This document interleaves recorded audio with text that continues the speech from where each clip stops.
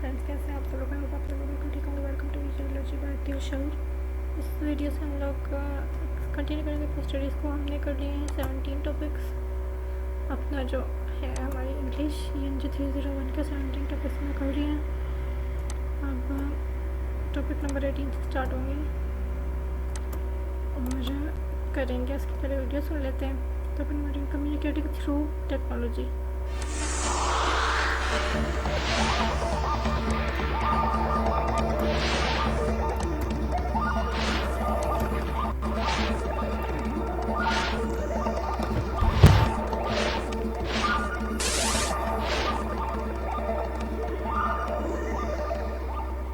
Assalamualaikum. How are you?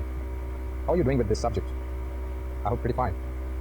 By now I'm sure that you must have understood some of the very important concepts of this subject, that is business communication. So I'm very positive that by now you must be sure that what this communication is, especially with reference to business. In his book, Organizational Behavior, Lutzens has written a very universal sentence. In his preface, he says that the only certainty is change. I mean, everything is subject to change. Nothing is stagnant still. People are changing, ideas are changing, conventions are changing. I mean, the whole culture is also subject to change. There used to be a time when we would correspond with other people by sending our message through pigeons. Or it would take a lot of time when messages, letters and other things would be carried through horses by horsemen.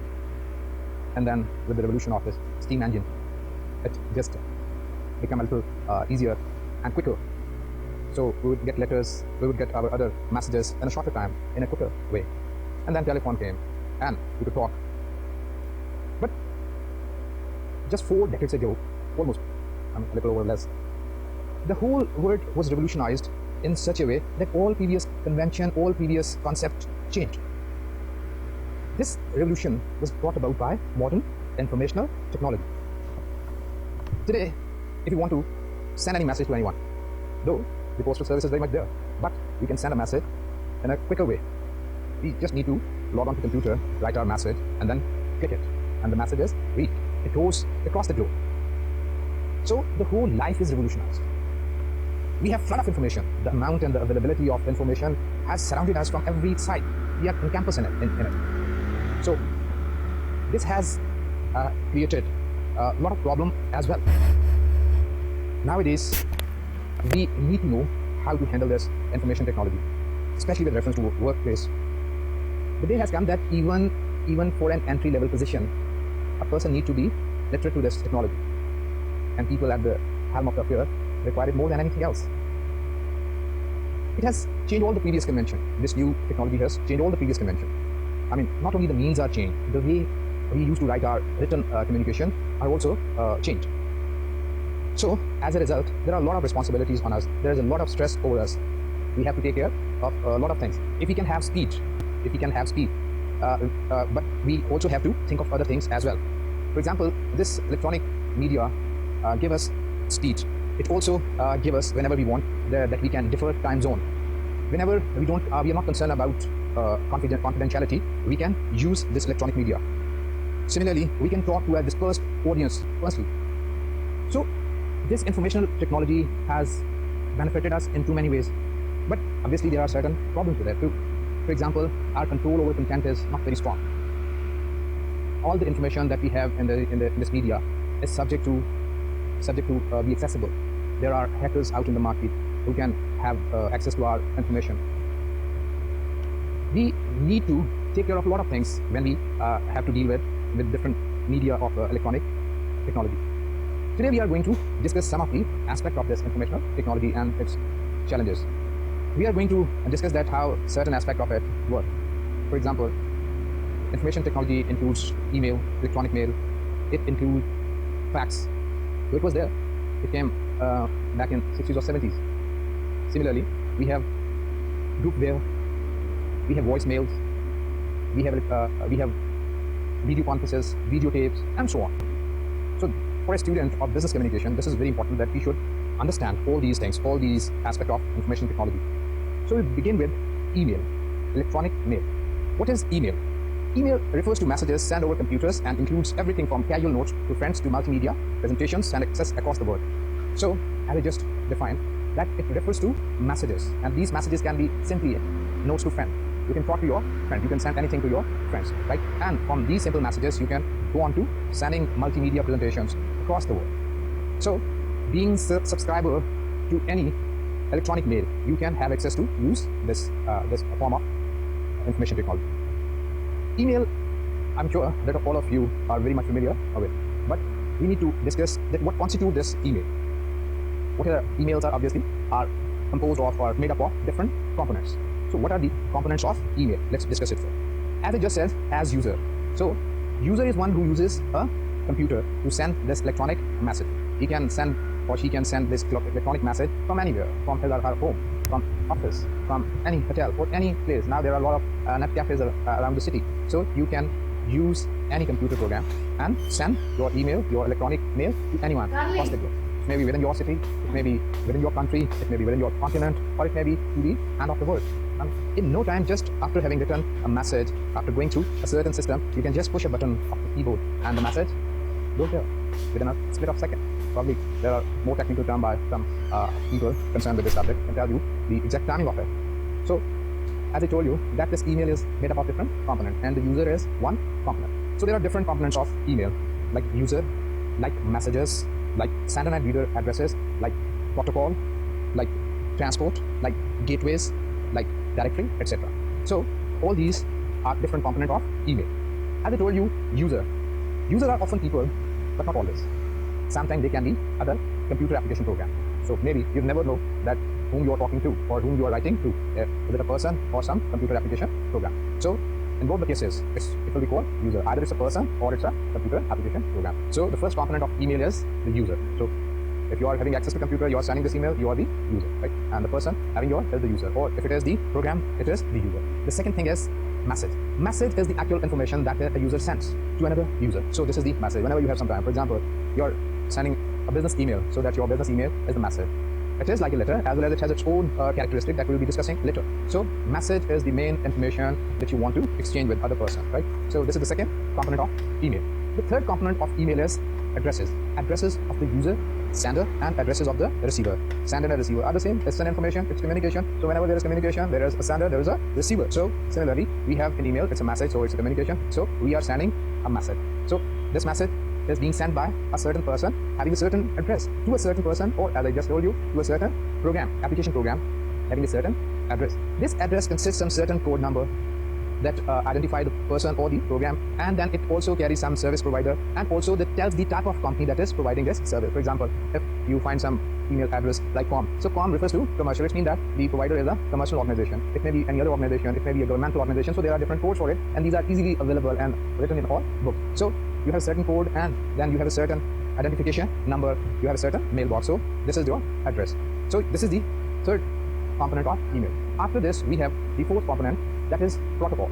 Protocol means whenever you want to write any message, you are using a system of email that describes the structure of the message. So protocol is basically describes the structure of the message. It has a header of 2. So just think of an email. It has a header of 2 in which you write the address of the person receiving the message, and then it's just like the memo that we just discussed in the last lecture. And then we have from, and then we have subject. Right? So this all form a protocol. This all form up, and then after the subject we have body. In this body, the message is given. We can use any audio, any video, any graphic things into it. So this all forms a protocol. After protocol, we have message transport. The software that moves the message from one system to another is called a transport. Obviously, we are using certain software that transform our message into the other message. So this is called transport. The sixth component of it is gateway. Gateway that takes one thing from one place to another place. If the message sent from one system must get to a user on another system, it must pass through a gate.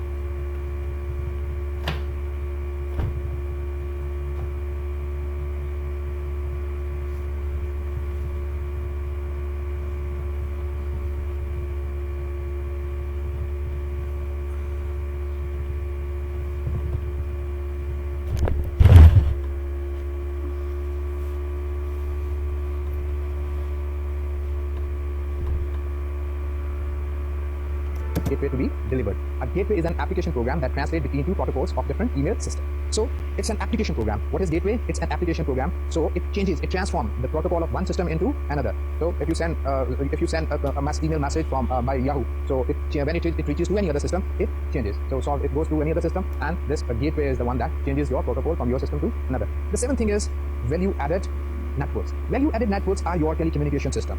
For example, in Pakistan, we have PTCR. This is our VAN, value-added network. So these systems provide us services for giving us access to use this internet and send email for a very minimal fee. So this is the seventh component that is important to know, email. The last one of email is directory system.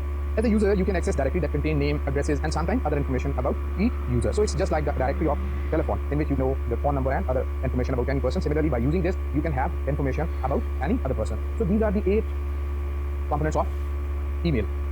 Whenever we send any message, all these components are working simultaneously. So they whole make up our electronic mail. And whenever we are communicating, we don't even think of these things, but we are using all the time. So the next thing is that using email. So you can use email to send your message to individuals, to any groups. So you can use one computer to send your message to any other computer across the world. So email can save you time in printing, copying, and distributing your message. You can use email to send and receive faxes and telex. Email is also useful in your personal communication. So email gives you access to a lot of things. Even faxes can be sent, or instead of using the postal service that's always time taking, or instead of making phone calls that are expensive, you can exchange information across the globe, spending little money and using less time. So email is very useful, and using email is quite easy. Next thing to it is the writing convention. Writing convention of email are very different from the conventional correspondence that we do. One of the differences that is very much there is that when we write a letter, we also send some non-verbal cues with it. In case of email, there are not too many non-verbal cues. Besides, the convention of email has an informality in it compared to written communication. It is a little different from the traditional way of writing. In emails, normally certain acronyms are used, or it has its own jargon.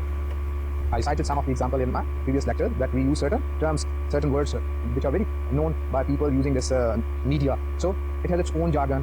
Then there are certain convention of writings which are strictly observed in conventional and which are not taken care of in email. For example, when we are writing, we do not care of punctuation, capitalization, though we do sometimes take care of periods or full stop, but we don't care for other punctuation mark. Similarly, we can use certain figures, certain graphics to convey our meaning in email, which are not used in normal conventional written messages. So this technology has its own convention. Whenever we want to send some email, we need to go log on, and then we have to write a certain address and to give a certain password, and then we are allowed to use a certain mailbox, and then we can compose our messages and send our messages. Similarly, to read email, we have access to any computer system, and then to log on by using a certain identification code, our address and password, and then we can read our messages. There are certain advantages of email over the other conventional medium of writing. But before we discuss some advantages and disadvantages of it, so far as the planning of the messages is concerned, we have to take care of planning step when we are dealing with the email messages. For example, we need to decide on the purpose that why we are writing our email messages. When we are dealing with business messages, because we do use the business messages for this purpose, so we need to decide the purpose, we need to decide on the contents, and then write the main ideas into point form. Then we can form these point into one regular message that is according to our purpose. So planning step is also very important. We should not give less importance to this aspect on electronic mail, or when we are sending message through this medium, that it also must keep this fact in our mind that it also goes through the same writing process that we have discussed. And obviously, when we are taking care of the planning steps, we must keep in our mind the organizational plans that we discuss, and we'll be discussing it later on too. That we must think that what type of the message is it? Is it favorable to the reader or unfavorable to the reader? Is it some good news, or our message is persuasive one, right? So we need to look at all those aspects of written communication, which we look for when we are dealing with other written communication. But it has some its own differences, because here we want speed. Here we are not concerned about confidentiality. Here we are not very much concerned about audience. We are not that concerned toward this aspect, because we are writing these messages to so many people. So in this regard, we need to take care of the planning steps. So after having gone through all these things, now we should also consider some advantages of email, electronic medium, and also some disadvantages of this medium. For example, email is faster and more efficient channel than regular mail, something to refer to as snail mail. So you just look at this, as after the development of this change in this medium, the older one is called a snail mail. I mean, going at a very slow pace, and this has become very fast. Obviously, it is very fast. Nobody can deny this fact that it's not fast. It's faster, it's efficient, and it's quicker. it can take you anywhere into the world. But obviously, if faster, quicker, it must be having some problem too. So it can be difficult to distinguish between casual and formal messages. So when something is done with the speed, this force haste, obviously it will lack some level of formality. So that's what it is with this medium, that it has less formal level in it, and its layout is smaller.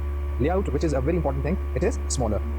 Another advantage of this is that it can be sent to different receiver at the same time. So you can send an email to a lot of people at a time. You can just compose one message and just push the keyboard with your finger, and it goes to the whole world. I mean, you can send one single message to a lot of people.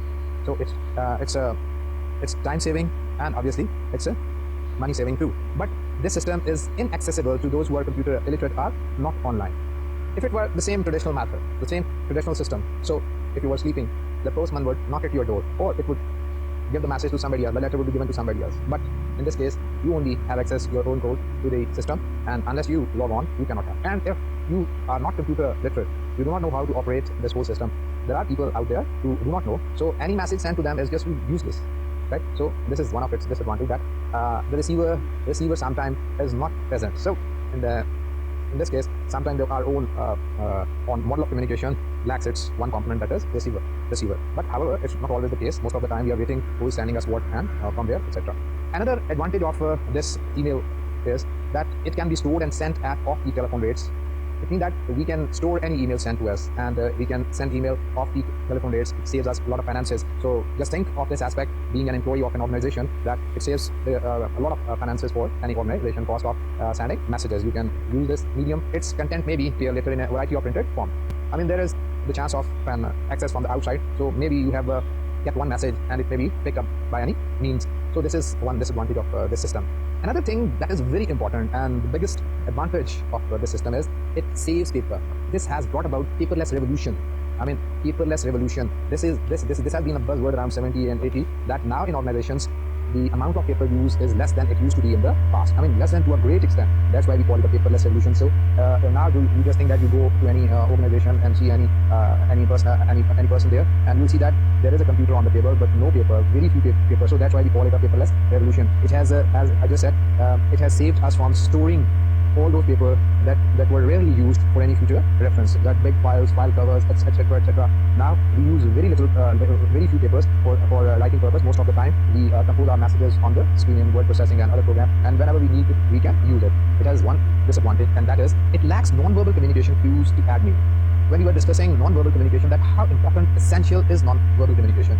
We trust more on non-verbal communication than on verbal communication. So as I told you earlier, that it lacks this aspect of communication, that a message is sent and the message has no non-verbal communication to give us an idea about the sender of the message, the viewpoint of the sender. We cannot picture the sender. I mean, it is difficult to make a mind meeting with the receiver or the sender of a message being sent or being a receiver. So it lacks non-verbal cues. This is one big advantage of this system. Another advantage of this email system is that a message can be written and edited quickly by several people before it is sent. So this is the greatest advantage. You can simply write message. You can use any spell checker. You can use any grammar checker. It can tell you if the structure of the sentence is not good. It can give you certain suggestions for improving your sentences, and you can edit your letter in a lot of way. It gives you the facility to proofread your messages properly. So this is a very big advantage that this system has given you. But its disadvantages, it can be overused. Overused means sometimes you become too much conscious. I mean, when you are doing your job, you have a race against time, and in that case, this system can be very helpful to you because it's very speedy. You can send your messages in a post haste. But when you get used to it, you know that you have access to everything, and you can improve upon what you have written. So you start using it again and again. So in this way, this becomes a disadvantage. So these are the two advantages and disadvantages of email. But when we are writing emails, we also need to put some element of good online writing style. I mean, we have to think of these messages the way we are thinking about our other messages, like memos, like letters, and here we also need to just all those principles of writing that we discussed there. So we should think of clarity if we want to communicate clearly. So whenever you have this purpose in your mind, and that purpose is that you want to communicate clearly, so you think of clarity. And to think of clarity, you need to think of simple word, conversational word. You need to think of small sentences. You need to think of a small paragraph, not more than 3-4 sentences in them, and you focus on your subject, your purpose, all those things that we discussed when we were discussing the principle of clarity. So always think of clarity when you are dealing with your electronic mail. So clarity is also as important for your online messages as it is for your conventional messages. Then we have the other thing, that is readability. make your messages readable by giving accessible information to your reader. Similarly, move any ambiguity into your message, use vivid, definite language, the completeness that we discussed earlier. Normally, punctuation in email messages is not taken care of, but punctuation is very important because sometimes it can hamper the meaning of the sentence. The structure of the sentence does not give its meaning to the reader. So always take care of this aspect, that whether your messages are there, they have the proper punctuation that is required to understand the messages. So these were different aspects about email, electronic mail, what it is composed of, what are its components, how we should use it, and what are its spanning steps, what important it is, and what are its advantages and disadvantages. As I told you that electronic media includes a lot of other things, right? So after email, we have another electronic medium, and that is fax. And we all know that we were familiar with fax earlier than we were familiar with email. So fax or facsimile, this is a sort of system in which we can send our messages from one place to another place. So what happened in a fax? A machine scans a printed page, converts it to a signal, and transmits the signal over a telephone line to a receiving fax machine.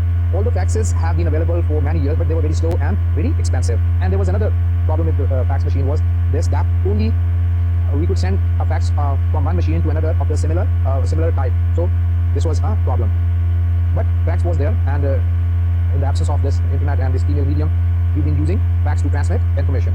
This is the oldest electronic means of communication. Today, fax machine do not require the same kind of machine at the receiving, and they can transmit a page in less than 1 minute. The newest fax machine use digital transmission, which makes it possible to use a computer program as a receiver. These new faxes are also much faster, so we can use these new fax machine, and we can send one message in a minute. And besides sending one message in a minute, we can send fax message from one machine to any other machine of any other type. So this is another electronic medium. After faxes, we have voicemail. Voicemail saves messages on a computer disk, and this message can be retrieved later on. For example, you give a call to somebody, and the telephone of the person is switched off. After 2-3 bells, a certain program starts running, and you receive a voice which tells you to record your message for that very person, and you are given some other instruction. So this process all forms up voicemail. Voicemail is very popular nowadays, and it's a very effective medium of communicating, though it's not as effective as any other call messages, face-to-face meeting, or any oral message to any telephone. But it has its own advantages, and it saves you from the tag of a telephone. I mean, you don't need to carry a telephone all the time. Your telephone is maybe switched on, and after a number of certain bells, this program is activated. So it has certain advantages. For example, it replaces short memos and phone calls that needs no response. So in a business context, this can be very helpful when you want to send some message to somebody and you do not need any feedback, instant feedback. Instead of writing a memo, you simply call the person, and the person is not available, and you just give the message, and this is recorded. So it replaces short memos and phone calls. Similarly, it is most effective for short, unambiguous messages.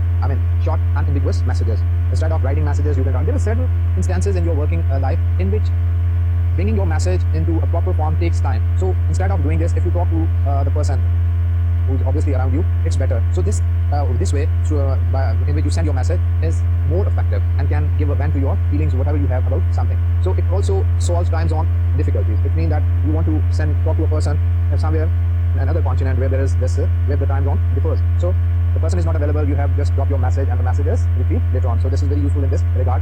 Reduces a substantial amount of intra-office paperwork, and it's a powerful tool when you need to communicate your emotion and tone. Sometimes you want to communicate a message, and this message carries some of your emotion, and maybe while talking to a person face-to-face or through telephone, you may be unable to hold your emotion, but in this way you can express anything you like. So it's especially useful for goodwill and other positive message. So this voicemail is obviously very effective and can be very helpful in our very busy life. Besides this voicemail, we have other communication technologies such as groupware. Groupware allows several people to use software at the same time to create documents, keep track of projects, and manage deadline. It enables a supervisor to manage workflow via individual computer instead of physically being present at the workplace or different places. So this can be helpful like face-to-face meetings. So groupware is also very helpful, and there's a very powerful medium of this technology. Then we have CD-ROM. CD-ROM, compact disk, read-only memory, has been available for several of years and is becoming more popular. It's a powerful tool for putting massive of information into it. So you can just imagine that you can save a message of over 100,000 words into one small CD, and you can convey any longer message into it. This can be very helpful.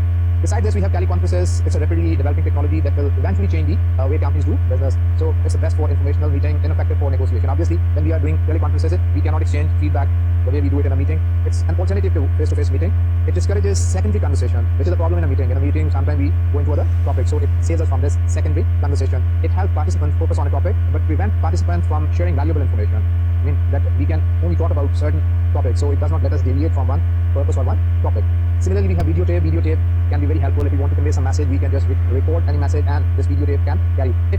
It's helpful that it also carries our image to the listener, to the viewer. So this medium is also very helpful. Sometimes we do want to communicate through this way when we are detached from our audience, but it can be very helpful. So this video, this program of ours, like the way we are doing, it's also one way of it. Instead of a video tape, we'll be having a CD.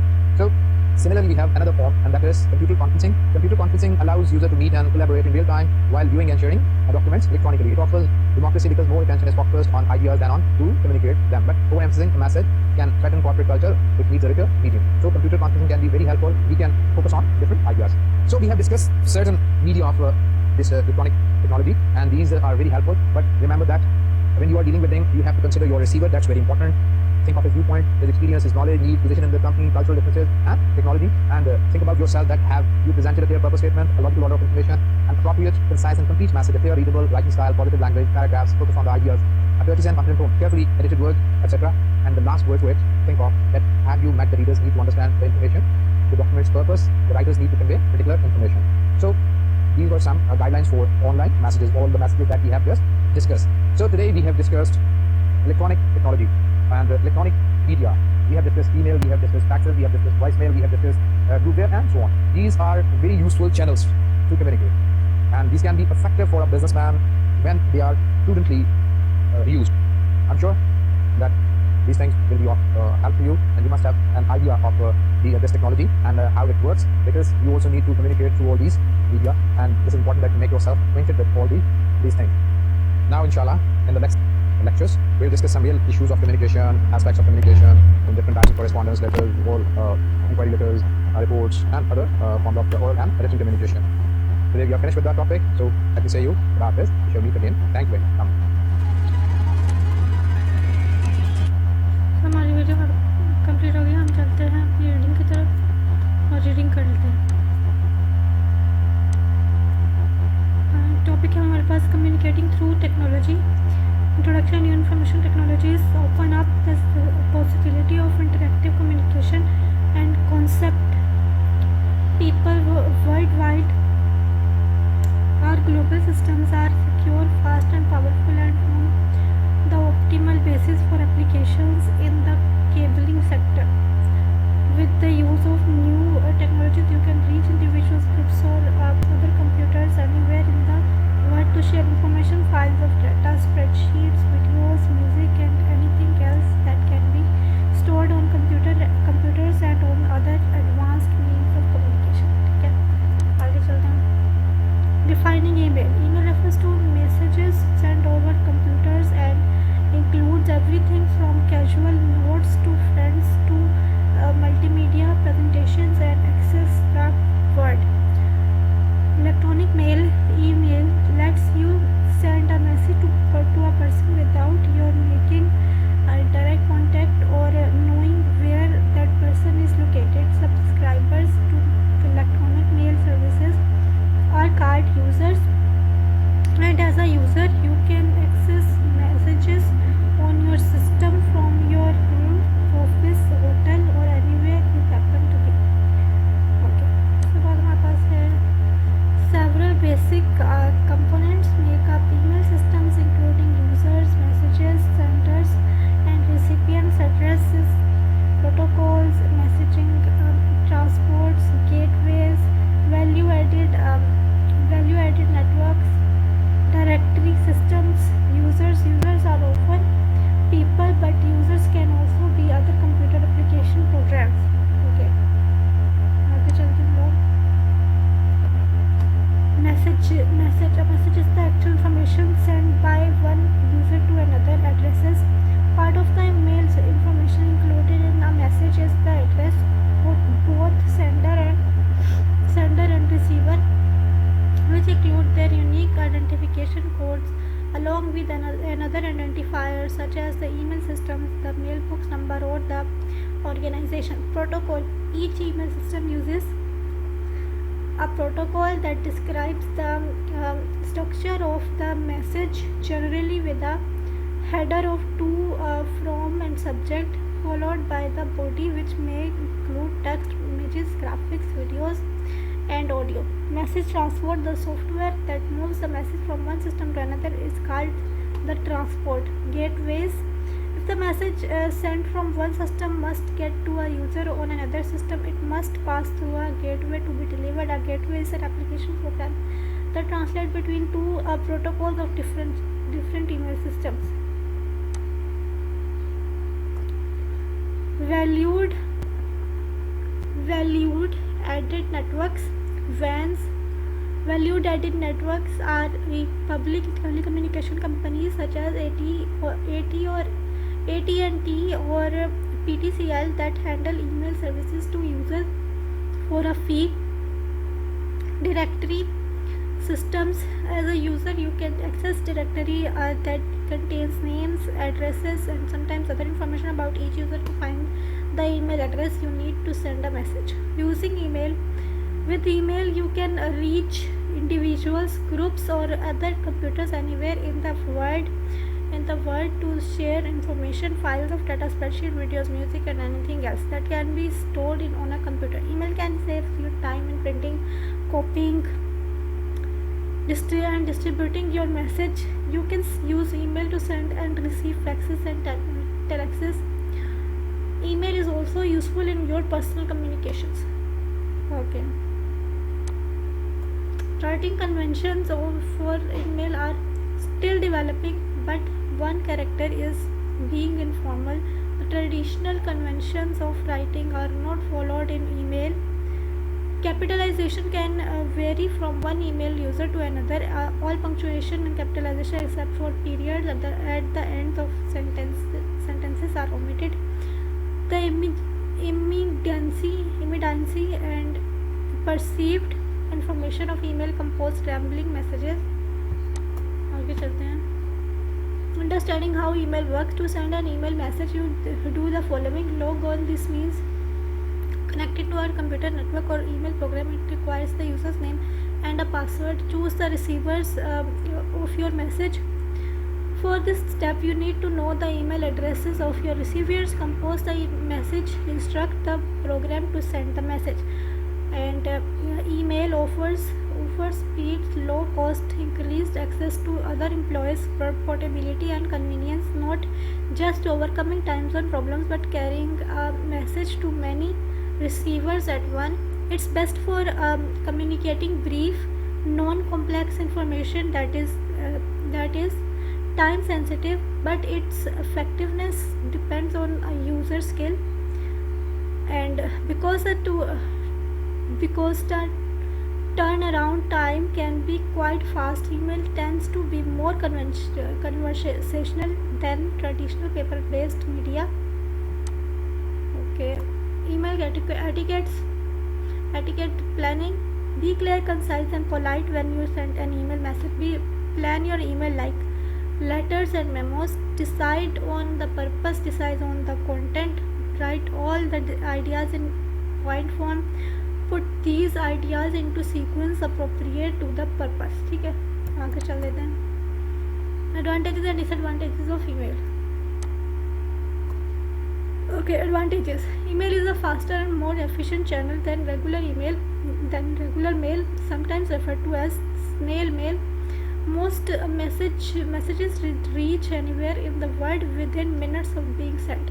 It can be sent at any convenient time. It can be sent to different receivers at the same time. Emails can be stored and sent at off-peak telephone rates.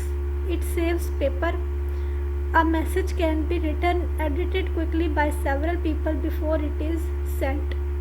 It can be difficult to distinguish between casual and formal message because of their similar layout. There may be a time lag if the receiver does not read his message for a few days. The system is inaccessible to those who are computer illiterate or not online. Its contents may reappear later in a variety of printed forms. It lacks non-verbal communication cues and to add meanings. It can be overused. Okay, आगे चलते हैं हम लोग. Elements of a good online writing style. Key element: clarity, purpose to communicate clearly. strategies: create single subject messages whenever possible. Open the email message with a sentence that either connects it to a previous correspondence or identifies its purpose or reflects an awareness of the reader's needs. Focus on the subject and purpose. Show the reader how the content affects them. Present new ideas clearly. Arrange ideas in a logical sequence. ठीक है. उसके बाद readability. To make information accessible, use about 15 to 20 words per sentence. Limit each sentence to one idea. Use complex sentences of 25 to 35 words sparingly, as they require a high level of reading skill. Vary the length of sentences to add rhythm and interest to your writing. Use the active voice. Avoid slang. Remove ambiguous, unnecessary words. Avoid technical terms unfamiliar to the reader. Okay, let's move on. Positive language. To create a positive impression, use direct and courteous language. Choose positive rather than negative words. Punctuation. To keep the meaning clear, start a sentence with a capital and end with a full stop. Check that the sentence is not too long. Separate ideas by using paragraphs. In general, use more full stops than commas. Tone. To establish the communication climate, avoid emotional responses called flaming in ITs. Use a courteous and tactful tone. Use an appropriate level of formality. Okay, आगे चलते हैं. Faxes and voicemail.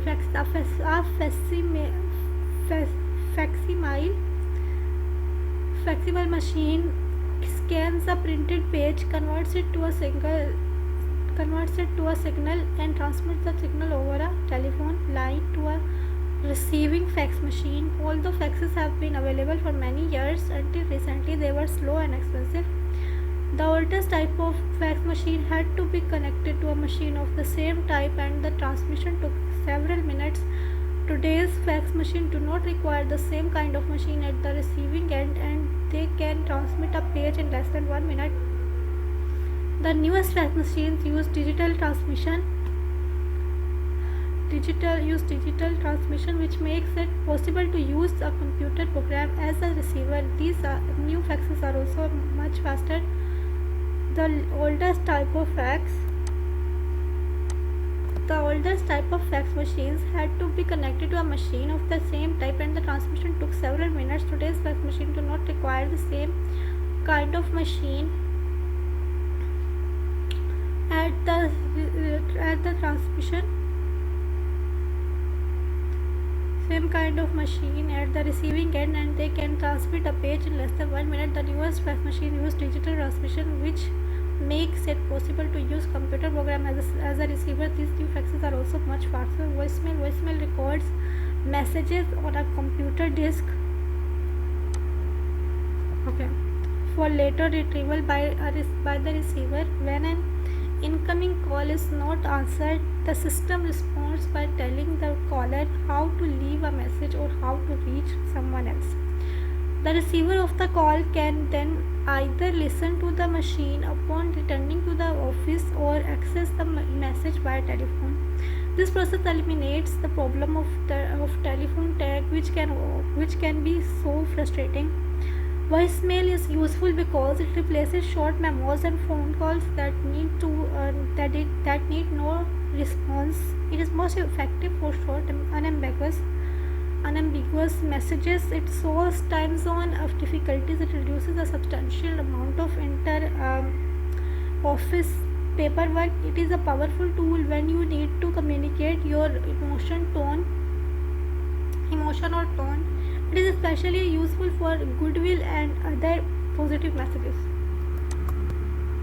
Other communication technologies. Groupware allows several people to use the software at the same time to create documents, keep track of project route messages, and manage deadlines. Groupware enables a supervisor to manage workflow via individual computers.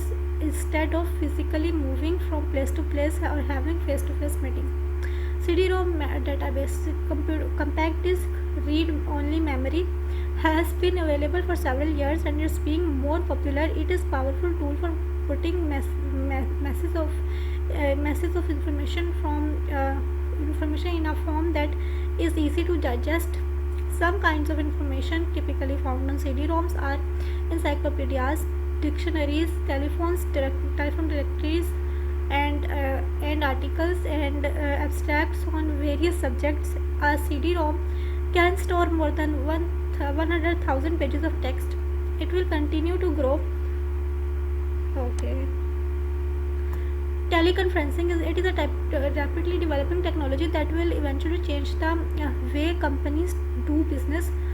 Teleconferencing is best for informational meetings and ineffective for negotiation. Efficient alternative to a face-to-face meeting discourages the secondary conversations, help a participant to focus on a topic, but prevents participants from sharing valuable information. Videotape is often effective for getting a motivational message out to a large number of people by communicating non-verbal cues. It can strengthen the sender's message of sincerity and trustworthiness. However, it offers no opportunity for immediate feedback. Computer conferencing allows users to meet and collaborate in real time while viewing and sharing documents electronically. It offers democracy because more attention is focused on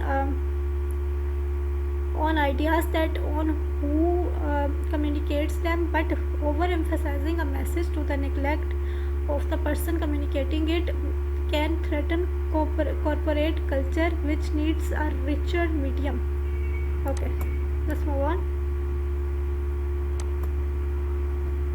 Editing an online document. After having written the electronic message, you must edit it for certain reasons. Ask yourself the following questions: have I considered the receiver's viewpoint, experience, knowledge, need, position in the company, cultural differences, technology? Have I presented a clear response statement, a logical order information, an appropriate, concise and complete message, a clear, readable writing style, positive language, paragraphs focused on the ideas, a courteous and confident tone, carefully edited work, used spell checker and grammar checker? Have I met the readers need to understand the information, the document's purpose, the writers need to convey particular information? Okay, then हमारा ये topic dot हो गया. हम चलते हैं अगले topic की तरफ, विच इज़ टॉपिक नंबर 19. कोई बात नहीं, हाँ इसको दोबारा से लॉगिन कर लेते हैं और फिर अपना नेक्स्ट टॉपिक की तरफ चल लेंगे.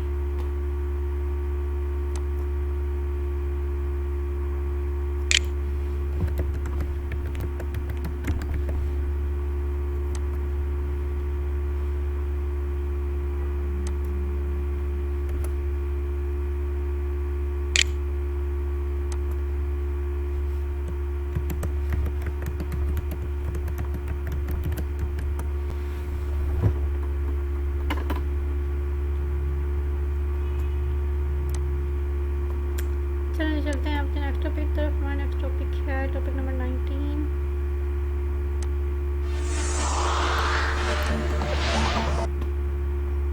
Organisation plan, direct and indirect approach. Let's go.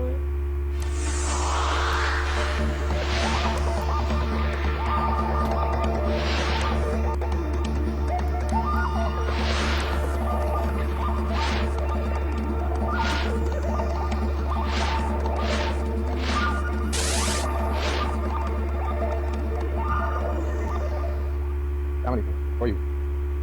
How are you doing these days? I'm sure that midterm is coming quite close. What about your studies? Usman? Yeah, it is. This is the time when you must make the most of yourself. Just pull up your thoughts. Do your best. Revise your lessons.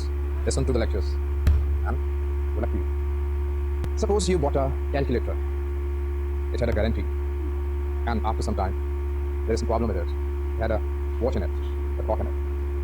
Now you want to write a letter to the seller saying that either you should replace it or repair it. रोटी ला दो. How are you going to start your letter? This situation and a lot of similar situation comes to you regarding how to begin a message. Remember that this is the most difficult point in letter writing Namak in your bhi. communication. But if you use the techniques that we are doing, if you are learning all these methods that we are suggesting to you, and if you pay attention to the things that we are doing in these lectures and Yes, mother. you are reading in the handouts, I'm sure that you can write a letter of any type regarding any situation quite easily. You have to think one thing, and that is Okay. the message favorable, neutral, दरवाजा बंद कर दें. or unfavorable, persuasive, only persuasive. If you know that your message is favorable with the reader, there is no problem. You can start right from the problem. The way you go to a person and say what is the problem with the thing or what is the matter. So let's come back to the same situation in which you wanted to write a letter regarding a complaint about your calculator watch.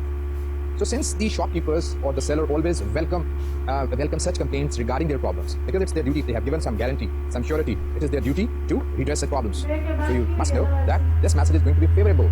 So you start your message in this way. Gentlemen, please repair or replace my calculator watch model C863 and send it to me at the address above.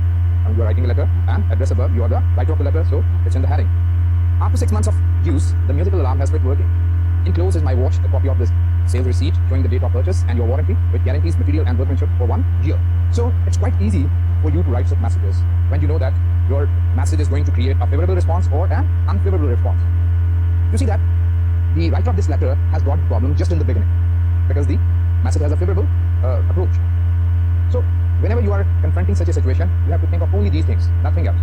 Right? But you have begun your letter. That's not only the thing. You also have to think of some other thing. You have given the main idea in the beginning. So you also have to give some necessary detail. And you also have to end your letter telling the action that you desire the reader to take. So if you look at this letter has all the qualities of a good letter, which has a main idea in the beginning, then explanation starts in the middle, and in explanation, it has all the necessary detail required by the reader. And then the letter ends with stimulating the reader for some certain action. So, as I was telling you that whenever we have a message, we have to think of how to write it. And when we have this question, we have the option favorable, unfavorable, neutral, or persuasive. The types of letter that you are going to have will divide into these things. Either, for example, you have to write an inquiry, you have to answer an inquiry, you have to place an order, you have to acknowledge an order, you have to write a complaint, you have to grant adjustment, you have to grant credit to a certain organization or a person, you have to write job application. So all such letters begin with a main idea in the beginning because they have a favorable reaction with the reader. Reader is expecting such messages from the people, so he's always ready to have such messages. But suppose you have received an inquiry and somebody has asked for certain information and the information is not available with you, so you have to say no. You have received an order, you have to refuse order, you have to say no. You have to write a letter of adjustment granting no claim to the reader, and you have to write a letter of collection at the 3rd or 4th stage threatening the reader to some legal action, and so on. Or you have to write a letter to persuade somebody. So whenever you are encountered with these situations, you know that the reader response is unfavorable. So this thing is going to give you an idea that how to start. So when you know that your message has a favorable reaction, you are using one approach, and when you know favorable, you are using the other approach. So we have two approaches to write messages. For example, we say that refusing some information is just a matter of routine. So you may use a direct approach instead of using an indirect approach. And similarly, you can write any letter with a favorable action in indirect approach. It depends on your relationship with the reader. But to a greater extent, they are very helpful for letter writer who are conscientious about their image, who are very concerned about creating goodwill, good relationship, good rapport with the readers. So today we are going to discuss these approaches. There are two approaches, as we have discussed these in some of our previous lectures, that there are two approaches. One is direct approach and the other is indirect approach. In direct approach, we write two types of letters. The letters that begin with some direct request and the letters which have some good news. So these two types of letter that include, as I just told you, giving information, asking information, placing order, writing complaint, etc., are written in this approach. And when we have some good news, granting giving some information or granting some adjustment or granting credit, etc., when we have such type of letter, we are using this good news plan. But when we have some unfavorable message for the reader, we are using indirect approach. Indirect approach has a certain format. It's certain components that we will just be discussing. Or we are writing some sales letter or any persuasive letter. We are asking somebody to take some certain action. For that matter, we have persuasive request plan, the IDA plan that I did mention in some of the lecture. Today we are going to discuss these approaches in a little detail. So let's look first at the direct approach. The direct approach begins with a statement or the request or main idea. As we just saw in the letter, that please replace or repair. In the beginning of the letter, the main idea is given. So then give necessary desirable detail for easy reading. In this part of the letter, we give explanation which is necessary. Sometimes we include certain other things. Sometimes we include some educational material. Sometimes we include some resale material, something regarding our product. Sometimes we give some sale promotion material into it. So this part of the letter includes all these things, sometimes all or sometimes just any one of them. It depends on the requirement that we want to convey to our reader. So this is the most important part. We have given the main idea in the beginning, and then we have started explaining according to the requirement. Sometimes maybe one sentence is enough. Sometimes we may feel that there is more to require. We want to persuade somebody. We want to bring somebody down to our point of view. We want to give details about any product. We want to convince somebody to see the thing the way we want him to see. So this section of the letter has this explanation in it, and as I told you, the explanation includes all these things. And the third thing, or the third part of this approach is close with a cordial request for specific action. This is very important. And in this part, you actually tell that what do you want. The reader knows that what actually the writer of the letter wants him to do.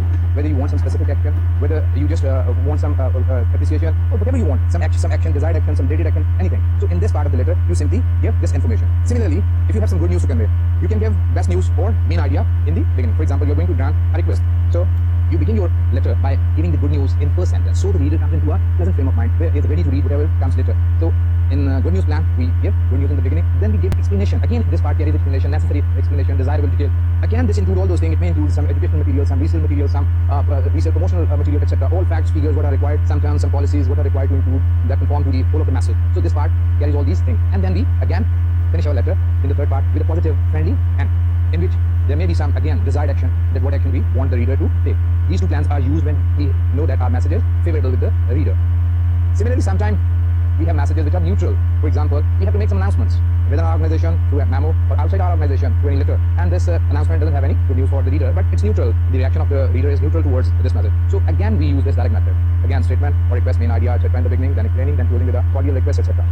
So sometimes we write transmitter, the covering letter that goes with the report. So they also follow this same in the direct method. Similarly, sometimes we tell other people about our policies, about certain procedure, about certain responsibilities. So all these types of messages are written in this approach. So this approach is very helpful. I tell you that whenever you are in a problem, how to begin. And this is the problem of the writer. At the workplace, you must be well aware of my statement, what I'm saying about it, and you must have experienced it yourself. That a lot of times your only problem is you have all the planning, you have gone through all the planning steps, you have everything with you, all the details, all the facts and figures, what are required to give information, but your problem is only one, and that is how to begin. So if you go this way, keeping in mind these three parts of a message or other four parts of the inductive approach, you can easily think of the way you should write your messages. So these messages can be very helpful. So let's read a letter which has all these points that we are discussing about direct request. It has the beginning, the main idea in the beginning, then it explains, giving all necessary detail, then it has resale material, then it has some educational material, and in the end, it asks the reader to take the specific action that the writer wants him to take. Dear Mr. Fees, I'm delighted to know that you are interested in our executive book club, and I'm happy to answer your question about it. You can see that how the main idea is given in the beginning. The writer is starting his letter giving the main idea. He had been asked about giving some information about his executive book club, and he is showing that he is very pleased to answer that letter. Now, what comes is the necessary detail, explanation. The second part of this plan, explanation. Explanation that includes all necessary detail, resale material, educational material, etc. So just look at this. Between 30 and 40 new books in the field of management are made available each year to the members of the Executive Book Club. And as you have mentioned, the topics treated very widely. From 4 to 6 of these belong to personal administration. In addition, a similar number of general management books carry some aspects of personal management. So in this part of the letter, you see that how necessary detail is being given, how the writer of the letter educating the reader by telling him everything that he wants to know, that the reader wants to know, telling him all about their working, their office, their planning, and what they are doing. So there is some further. Sometimes you feel that you have an opportunity to promote some sale. I mean, you can include some sale promotional material into it. You feel that it's the right time because the person is ready to listen to you, to read to you. So this part of the letter is related to these things. Although we have several specialized book clubs, but there isn't yet one in personal administration. Considering the increasing demand, it's possible that we will one day establish a club in personnel. Certainly, there is growing interest in this field. The circular enclosed contains complete information about the Executive Book Club. Please note that the average price of books distributed by the club, if purchased separately, is about $300. However, as a member, you would pay only about 3/4 of that amount. So if you look at this paragraph, you will see that it's all sale promotional material. I mean, you have answered the question that was required to be answered, but you have taken time. You feel that the reader is willing to know more about your product, your services, whatever they are. So you have you want to benefit from this opportunity to tell the reader more about yourself. Because as a businessman, you always look forward to such opportunities where you can tell others about yourself, about your working, about your product. So this is very well used by the writer. This opportunity is very well used by the writer to tell the reader about himself and about his organization. Now come to the last, the dated action, the desired action. Let's see how the writer of this letter and his letter. I do hope you will want to become a member of the Executive Book Club, Mr. Please. You can do so by filling out the coupon on the back of the circular. So you see that in this last paragraph, the writer has given the action that he wants the reader to do by asking him to fill in the coupon that is being enclosed with the letter. So this type of a letter is a letter which is written on complete direct plan. I mean, you can find almost all the good points of the direct approach in this letter. Certainly, not in every letter you can include all those points. Sometimes you include one, sometimes you include two. Because we always keep in mind all the principles of communication that are very important. We do take care of conciseness, but sometimes we feel that we have time or our reader is ready to read, so we do such things. Beside that, the knowledge of these two organizational plans, we also need to think of some other guidelines regarding keeping in mind our reader. Whenever you are answering your reader, just ask yourself a few questions. Number one, if you were the reader, would you honestly like to receive this letter? That's the same, to be in your reader's place, to be in your reader's shoes. I mean, just keep yourself in the place of your reader and then visualize, imagine how he's going to react after reading this message. So this is an important guideline for you after you have written. Just think of it. Number two, a letter does its job only when it makes the reader feel good. I mean, after having read the message, the reader feels that he has received some complete piece of news. There is nothing required. This was what he was looking for. Or he knows that what he has to do. He knows what he has to do. So keep in mind that what is reader feeling about this. And next thing, will the reader feel that you enjoy writing the letter and that you mean everything you wrote? That's very important. Just imagine that how does the reader know that you enjoyed writing this letter? I mean, just imagine how it's possible. It's quite possible. Because the smoothness, the consistency that comes into the writing shows that the writer was in a good frame of mind. There are a lot of non-verbal cues in a letter which can tell you whether the writer of the letter was in a pleasant, friendly frame of mind or he was otherwise. A person with not a friendly frame of mind cannot control his writing. Somewhere he's bound to give emission to his emotion. So you can very easily know that whether he was in a good frame of mind or in a good mood or not. If the reader feels bored or indifferent tone, he or she may doubt your sincerity and interest. So remember that if the writer has not taken care of writing his message, he must have conveyed some boredom into his message, and this boredom will be felt by the reader. So being a reader, just experience it, just imagine it, that what is the reaction that is going to be on the reader. Another thing, did you keep the spotlight on the reader? I mean, again, it reminds you of you attitude, whether you are writing with the attitude or you attitude. And you know that the key to good letter writing is you attitude. So keep the spotlight on the reader. Talk about the benefit that he's going to receive. To make the reader feel important, put your organization and yourself in the background and convince the reader that you have written the letter just for him or her. So it's all you attitude. At every step of your writing process, you have to take care of the principle of writing. Sometimes clarity, sometimes conciseness, sometimes correctness, sometimes concreteness, sometimes completeness. Every step, and all those points that we discussed in those principles should be always before you. They should be like your tools, as if you cannot write with the help without any pen or without any pencil or without any paper. Similarly, you shouldn't write without these principles standing side by side you. I mean, here you have.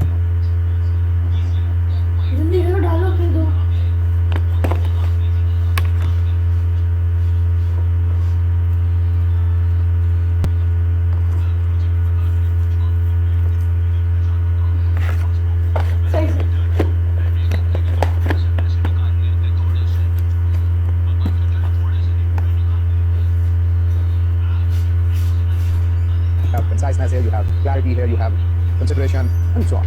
And next to it, did you omit specific sales material? The reader will feel let down if your personal good wishes are only a clue to a sales pitch. I mean, you should not give this impression to your reader that your only aim was to send him some resale material without keeping the reader in mind, without bringing him into spotlight, without considering his problem, right? So this is what we must consider about a good news and about a direct request message.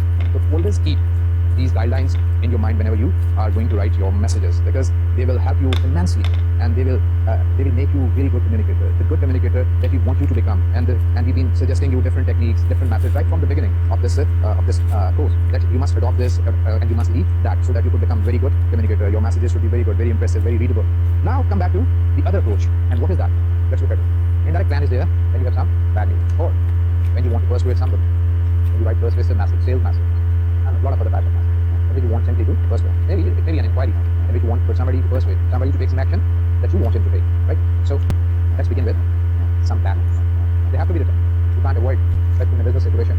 You have to write good messages as well as bad news. So whenever you have some bad news, always start your letter with some statement that brings your reader to a pleasant frame of mind, to a frame of mind in which he is ready to listen to you. We call it buffer. Buffer can be just some appreciation. I mean, before going into give some bad news, you use some technique, you write something on which you and your reader agree. Or you appreciate some part of the demand that is made by the reader. Or you use some statement that shows understanding of the problem of the reader. These are very important. You must show understanding. You must show appreciation. You must show some agreement that exists between you and the reader. So you must use buffer. So after buffer, you need to explain, give explanation. Obviously, these are bad news messages, but you also need to give explanation. Business communication wants you to be honest, very candid, very open. If you feel that you cannot grant an adjustment, just do it. Go with the technique. But do tell it that why you are not doing it. It's very important. There should be some justification for your action. And you can tell, though in a very polite manner, not annoying your readers, but you must give explanation for your decision that you're going to take, so that the person feels that you are doing it very fairly. You are acting on your sense of justice, right? So second part is of explanation. Then comes the third part. In third part, you have to give decision. You have to say yes or no to the request of the reader that he made earlier. Or maybe it is some unsolicited letter in which you are writing some bad message to your customer, to your colleagues, or to anyone, and you have to give decision. Decision again can be employed or can be a clearly stated fact.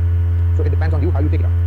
Sometimes you craft your message, you phrase your idea, your main mind in such a way that it does not need any clear word. The reader understands that you are saying no.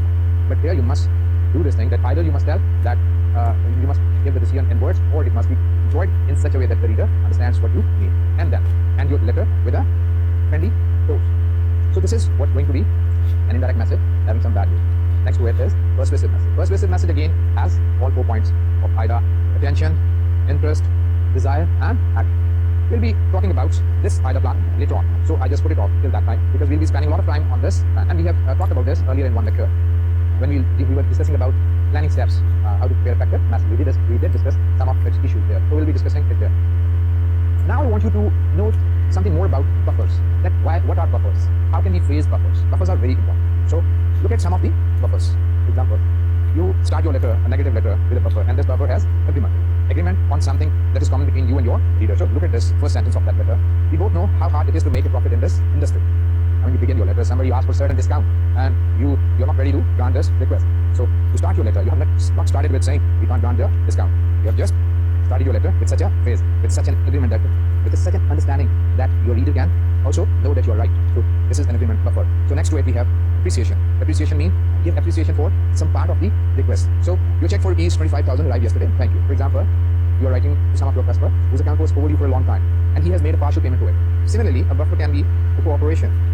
For example, convey your willingness to help in any way you realistically can. I mean, sometimes somebody asks you to cooperate with him or her, but you think that you can do some cooperation partially. So tell him. For example, employees' service is here to smooth the way for all of you who work to achieve company goals. So you are asking for some cooperation from your leader before telling them some bad news. Similarly, we have fairness. A sense of fairness exists in every one of us. And sometimes we feel that before going to give any bad news, we need to call this sense of fairness in our reader. So assure the reader that you have closely examined and carefully considered the problem. There was some problem, and you tell him that you very honestly have analyzed the problem, or mention any appropriate action that has already been taken. And you can give it like this. For example, for the past week, we have carefully monitored those using the photocopying machine to see whether we can detect any pattern of use that might explain its frequent breakdowns. There was some problem with the photocopier, and you have made a complaint to the manufacturer or supplier. But before making it, you have gone through for some time to look at whether there is any pattern of problem, so that you could pass it on to your reader, and your reader could understand. Similarly, sometimes we give good news. For example, answering any adjustment letter in which you are going to decline the request, but you think that you can give them some partial adjustment. So whenever you have this type of facility, start your buffer with this good news first. A replacement knob for your range is on its way. Check fabric and via PCL. So if you look at this, maybe somebody wrote to you that there is some problem with the cooking range or any stove that they have bought from you, and they have asked for some major repair, and you can't give major repair, you can't do it. But however, you can do one thing. You can just send them a piece of good news that you can replace one of the knobs that's giving some problem. So these buffers can be very helpful. Whenever you have some bad news, always look for some buffer. Do you have to bring some buffer that has some agreement, or that has some appreciation, or that has some fairness, or that has some good news? So they can be helpful in writing bad news messages which are unfavorable with the reader. Now, after having discussed these buffers, there are certain other types of buffers. There is some guideline again, like the guideline we discussed regarding good news message for you to take care of when you are writing bad news messages. One is avoid using no in the beginning. An audience reading no in the beginning will read the rest of the letter very negatively. And you might have phrased that no very pleasantly. So remember that always begin with your letters with some buffer and never use the word no. Second thing to it is avoid using know it all. Sometimes you give an impression that you know everything about it. For example, you write such a sentence, you should be aware of that. Somebody has sent you some complaint about your product. Though the fault lies with the buyer or the person writing you. But writing such a phrase in response to it that you should have been aware of, tell that you are going to give a lecture to the reader, and people avoid such lectures. They feel resented about these lectures. So be aware of not using this type of phrases that you know everything. Then avoid wordy and irrelevant phrases and sentences. For example, we have received your communication of so and so date. These are the phrases that we discussed during the discussion of principle of communication. So don't use irrelevant phrases. Straight come to the point. You have a little time. You have other things to see, and the same thing is with the reader. And there is always overall cost of communication. So you must avoid this thing. So next to it, avoid apologizing. Maybe it's your fault. Sometimes the problem lies with you as a seller of words, as a manufacturer of words, so as distributor of words. But there is no need to apologize. Tell that how something has happened. For example, from your store, you're the manager of the store, and from your store some goods were sent, some suit was sent to somebody, and it was sent into a wrong color.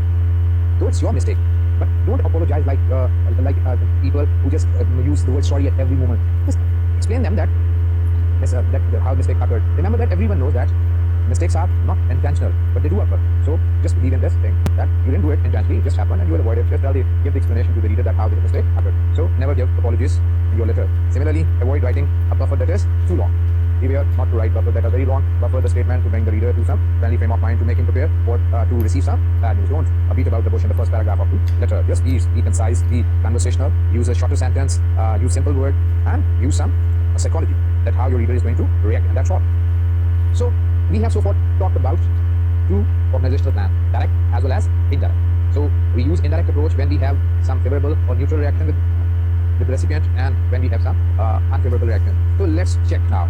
I give you some situations whether you can pinpoint which approach you should use or not. Let's look at it. You have to, for example, to confirm a reservation, what is the reaction of your reader, favorable or unfavorable, and which approach you use. You have to write a letter of reservation. You want some rooms to book in any hotel. Confirm a reservation. So what's your approach going to be? To refuse a request for credit. Somebody wrote you a letter asking to establish a line of credit, and they obviously sent some referees. And after going through the matter, you have found that it's not the time to establish this line of credit. So you're going to write. What is the reaction? Obviously unfavorable. And the approach you are using is inductive approach, right? Isn't it? Similarly, to send a brochure that the client requested. Somebody wrote you an inquiry letter, a request letter, asking you to send the brochure of your product. So what is the reaction and which approach? Obviously the reaction is favorable and the approach is direct approach. Similarly, you have a situation to ask for an opportunity to demonstrate your new energy saving device. What is your reaction to it? To ask for an opportunity to demonstrate your new energy saving device. Obviously it's a direct, and the reaction is favorable. They are expecting something. To decline a speaking invitation. What type of a letter you are going to write when you have to decline? Somebody asks you to speak on their function, in any convocation, ceremony, or any other ceremony, and you have no time. What are you going to do? This is going to be a negative letter. So buffer in the beginning and approach is negative because the reaction of the reader is unfavorable. To thank the customer for placing a large order. So obviously thanking the customer for a large order means a lot of business to you as it was. So you'll be using direct approach, and but because the message is favorable. What is going to be the reaction of the reader, and what is going to be your approach when you are going to reject a job applicant? You are going to reject a job applicant. Obviously, no doubt to say the reaction is unfavorable and the approach is indirect. Similarly, you ask for more information about the product advertised on TV. There was some advertisement on TV about the product and you want more information. The reaction is favorable because they are advertising. They want people to ask them about their product or their services. So the reaction of the reader is favorable and the approach is direct. Similar. To compromise on an adjustment. Sometimes you have to think hard. To compromise on an adjustment. You either grant adjustment or refuse adjustment. Sometimes you are in between. Sometimes because you know that the fault is in between, or for some other reason because the adjustment is not much of much importance, the customer is of more important. So in this case, you compromise to give the adjustment. So since it's good news, so start with a good news plan, right? Because it's the favorable reaction. So these are which that we've been discussing, and in the end of the lecture, I've just discussed and to ask you whether you have understood the topic or not. Remember that writing messages is not difficult if you follow these guidelines. If you know which approach to adopt, direct approach or indirect approach. If you know that your message has a favorable response or an unfavorable response, if you know only these two things, you can select a right approach and you can write a very effective message, very effective letter, and whatever type of communication you are going to write. So, well, today we have discuss approaches, organizational approaches, direct approach and indirect approach, and we see that how we can make our communication better, right? Today's time is over and almost the topic is also over. In the next lecture, we will pick up some next topic and talk about that topic. But keep studying hard because your midterm is quite close. With this, I say you Allah Hafiz and we'll see you. I'll see you again. Thank you.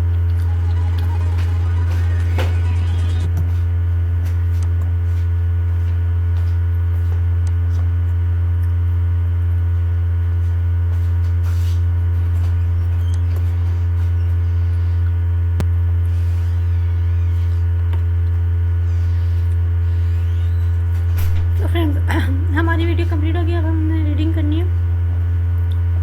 हमारा topic है number 19 और organisation plan direct and indirect approach. ठीक है, अब हम इसको read out कर लेते हैं। Introduction: when you think that your audience will be interested in what you want, in what you have to say or willing to cooperate with you, you can use a direct or indirect or deductive plan to organize your message. It means you present request on the main idea in the beginning, which follows up necessary details, and then you choose then you close your message with a cordial and then you close your message with a cordial statement of action you want. We use this approach when the request requires no special tact or persuasion. ठीक है, close to direct request is good news plan that is used to grant request, announce favorable or neutral information, and exchange routine information within or between organizations. Look at the outline of the direct organizational plans and good news plans. ठीक है, direct request plan: state the request or main idea, give necessary desirable details for easy reading, close with a cordial request for specific action. Good news plan: best news or main idea, explain necessary and desirable details with any helpful material, and positively and friendly, stating clearly the desired action and offering any further help. Give date of action if necessary. ठीक है, उसके बाद हमारे पास look at the following letter which is a request to the seller and requires no special tact or persuasion. Okay. Dear sir, we intend to purchase a new office copier. We would like to consider a BHP copier and wonder if you have a model that would suit our needs. Our office is small and copier would generally be used by only 3 secretaries. We run approximately 3,000 copies a month and prefer a machine that uses regular paper. We rarely need to run off more than 25 copies at any one time. We would also like to know about your warranty and repair service. We hope to hear from you soon. Yours truly. An example having main idea in the beginning. हाँ जी, तो dear Mr. Gul, in a copier service I am sending you 6 copies of our catalog, prime gifts. I am very pleased that you want to circulate it. The catalog explains everything, but I do want to say that for quantities of 20 or more gifts, we offer an attractive discount. Please let me know if I can be of help in other ways. Yours cordially. Supplying detailed information on a service though the writer is complaining, the letter has a direct request plan. ठीक है, gentlemen, please repair or replace my calculator watch model C863 and send it to me at the address above. After 6 months of use, the musical alarm has quit working. Enclosed is my watch, a copy of the sales receipt showing the date of purchase and your warranty. which guarantees material and workmanship for 1 year. Yours sincerely. ठीक है, आगे चलते हैं. Another example of direct request plan. Dear Mr. Hafiz, I am delighted to know that you are interested in our executive book club, and I am happy to answer your questions about it. Between 30 and 40 new books in the field of management are made available each year to the members of the executive book club, and as you have mentioned, the topics treated very widely. From 4 to 6 of these belong to personal administration. In addition, a similar number of general management books carry some aspects of personal management.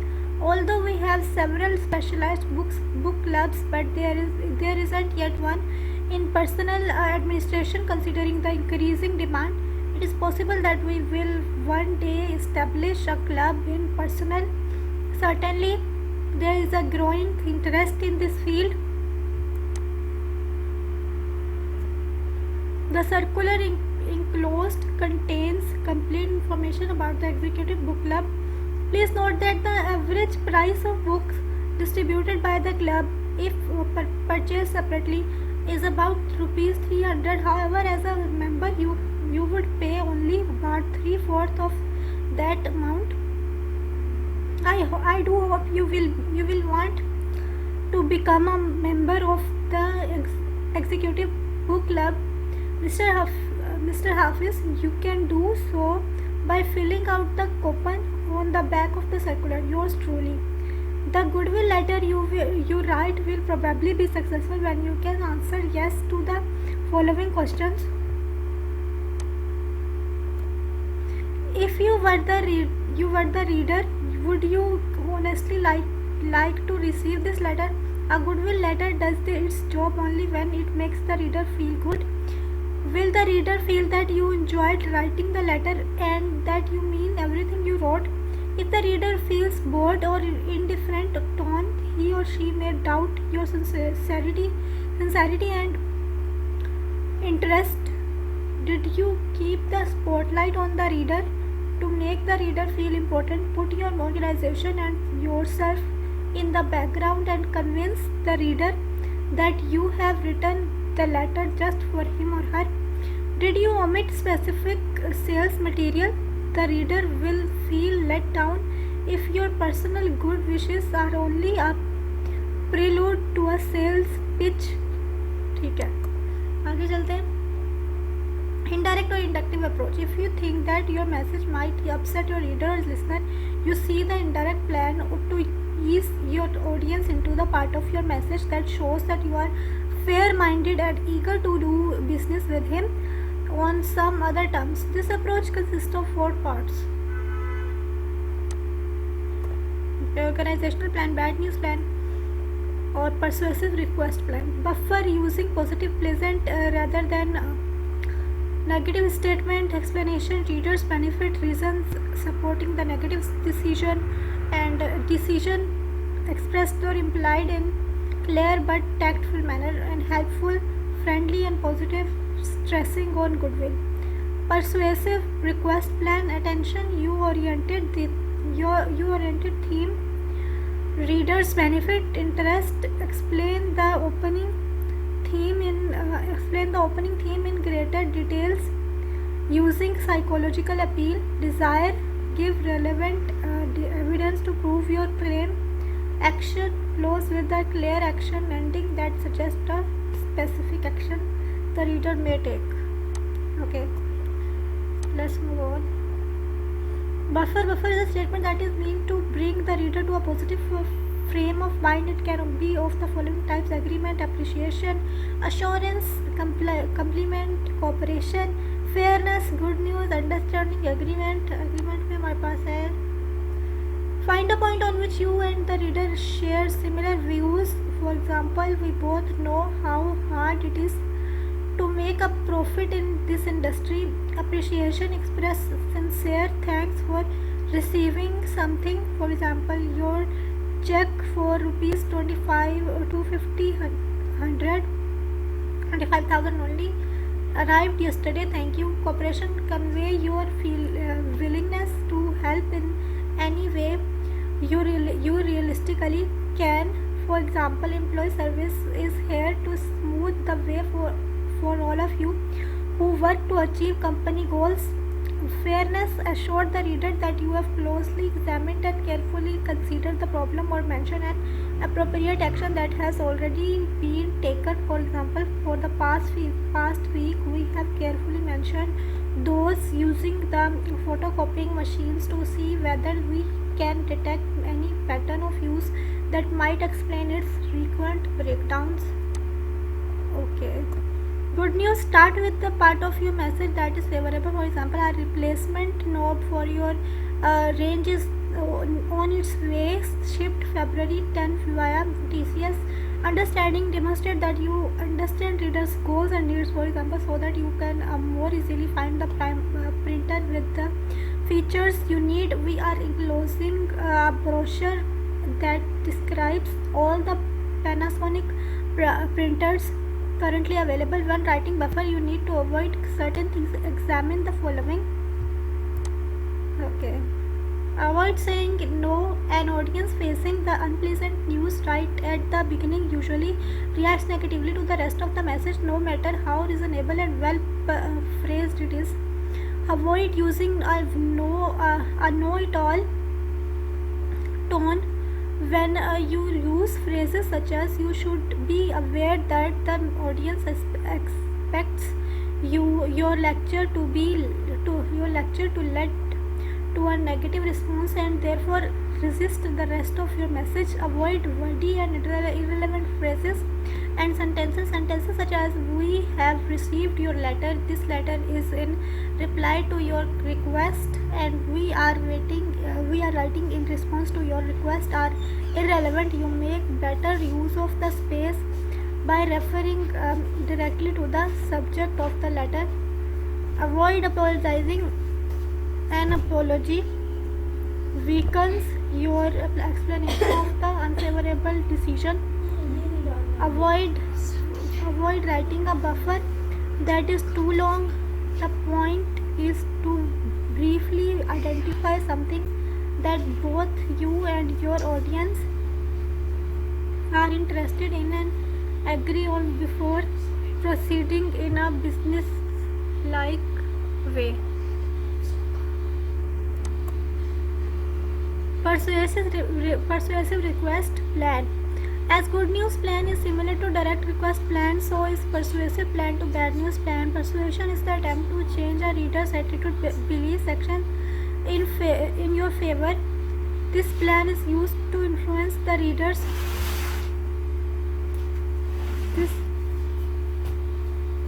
This plan is used to influence the reader who may resist otherwise. One way to organize persuasive messages is the AIDA plan, which is of 4 stages: attention, interest, desire, and action. In the attention stage, you convince the reader that you have something interesting or useful for him. In interest stage, you explain how your message is related to your reader. In the desire stage, you provide relevant evidence to prove your claim, drawing attention to any enclosures. And in the action stage, you close the message with an action ending that suggests a specific action the reader may take.